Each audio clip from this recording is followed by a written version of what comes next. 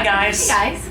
Pri and I thought we would sit down for a change, not in the car, not laying down, and catch you guys up on how things are going so far in our first trimester. If you do hear any music in the background or any yelling, it's because there is like a party going on outside this window, so forgive us the action next door. Yeah, there's always a party happening with our neighbors. So yeah, as you guys can see, I'm actually sitting down. I have makeup on. Looking good. It's a sign that I'm feeling better. I am technically not off of bed rest just yet, but I am able to move a little bit more. Because of that, we thought that we would sit down, like Brian just said, and kind of like catch you guys up on what's going on. I know that we've posted a few vlogs going to the doctor and going to ultrasounds, but it's always nice to do these little recaps so you guys can be a little bit more informed as well. I am 9.5 weeks just about today, and we have a 10-week ultrasound coming up to continue to watch my cervix. My bleeding has stopped, thankfully, and so far I haven't had any spotting anymore, so I'm really grateful for it. And it's been better for even like my mindset. I feel like the fact that the bleeding has stopped, I feel much more confident in like walking around in the house a little bit more instead of just being laying down for like 24/7 basically. Yeah, because nothing was as scary as the bleeding was. Right, exactly. It was cause for a couple of emergency ultrasounds. The feeling that maybe that is now behind us, that the doctors were able to control it, pinpoint it as being progesterone, and adjust things a little bit. It's a giant weight off of our shoulders. Right. We're really hoping that this is the end of it. Yeah, our fingers are crossed. Our fingers are crossed, but we're also not being, we're not being careless with it. So I mean, we remain guarded. If it happens again, we're ready to get that next ultrasound. But again, it's been a while, and it seems like, again, you're responding to this new type of treatment. Yeah, so what the new treatment is basically we increased the dosage of progesterone, however, we changed the application. So before I was taking 200 milligrams of Ultragestan vaginally every night. Now I am taking 600, so we really increased the dosage of progesterone, and I'm taking it orally. So I take a pill in the morning, one in the afternoon, and one before bed. Taking orally for me has been better if it means that, the bleeding really stopped because of it. So yeah, and it didn't stop immediately. No. It's worth saying also. There was like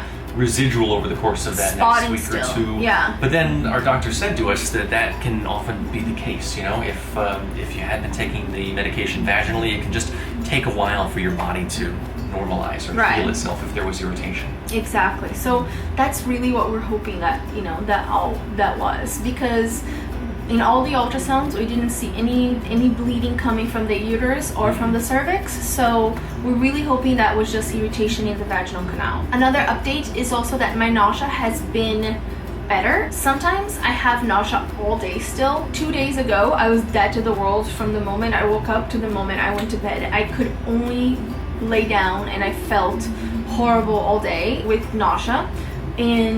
But some days I feel better. Today I'm feeling fairly okay. I'm not feeling so bad. And some days are better, some days are not so good. So this is what is happening as far as the nausea.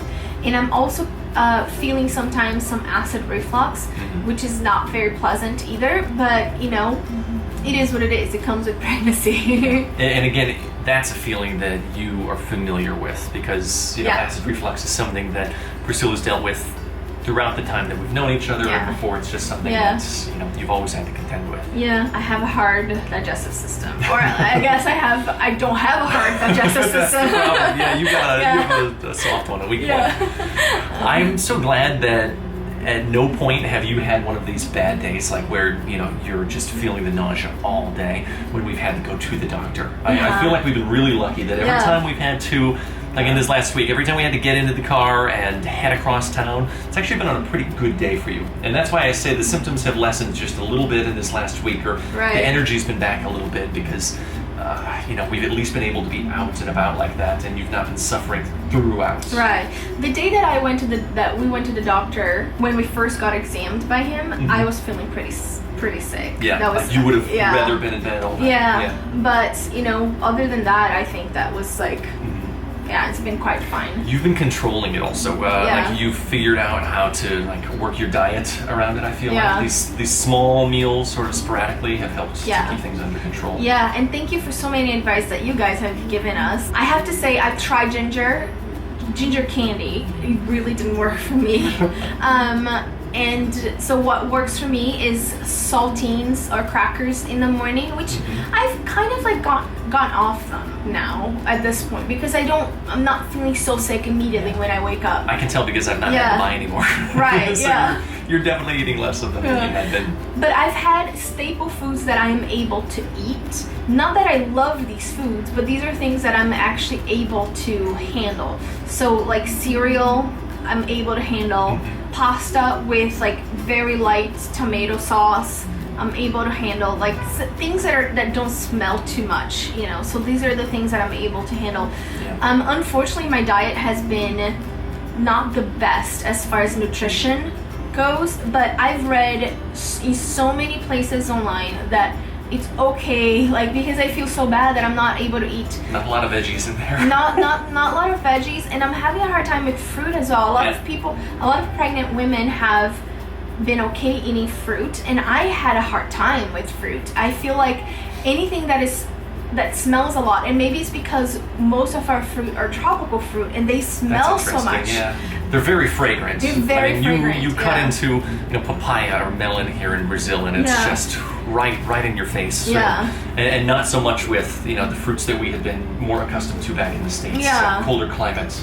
Fruits, berries, things like that. Right. So I don't know if that has anything to do with it. I mean, you guys can let me know if you felt something like that, if you had access to more tropical fruits rather than cold climate fruits and you were not able to eat them. Now I'm starting to be able to eat them again, very slowly and very, very few fruits. But I haven't had a very nutritious diet so far because I'm not able to. So if I can eat something, I will eat it, and I feel at this point that it's better to get something in rather than just not be able to, or like try to force myself to eat something that I'm having aversion to and not be able to keep it down. Yeah. So. The important thing is you're feeling better and you can eat a little bit more now. So that's nice. There's a little bit more variety. We also just wanted to say thank you to everyone for, again, all of your awesome comments. It's been so nice to read them, especially after the ultrasound where we had the chance to see the baby moving for the first time. Again, I think I said I expected to see something that was a little bit more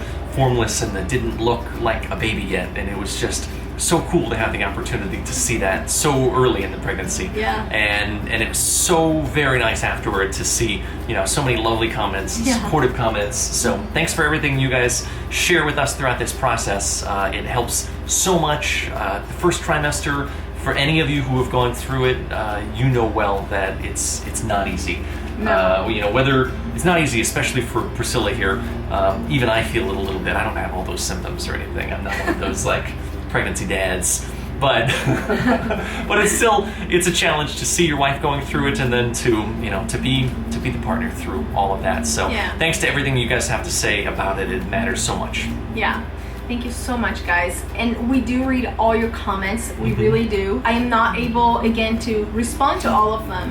One, because we've gotten so many new subscribers. And by the way, welcome, guys. If you're new, welcome. And our comment section has increased tenfold, which is crazy, to go from having a few of you kind of commenting and interacting to so many of you now. We're really excited to be still sharing our journey with all of you. We have, like we said before, we have an ultrasound coming up this Thursday, and we are going to see the baby again, and we're going to check my cervix again, and hopefully everything is going to be fine. So please continue thinking of us and keeping us in your prayers and in your positive thoughts. We'll continue to share everything with you. So we cannot thank you guys enough for all your support and your friendship, and thank you for really being in our lives. Definitely. Thanks for watching this video also. If you enjoyed it, definitely give it a big thumbs up and leave another comment down below, and subscribe if you haven't. And we'll see you guys coming up soon in our next video. Bye. When you try to wake up, but your eyes won't cope, it's a shame they got their own ways. Will you dance with me for second time.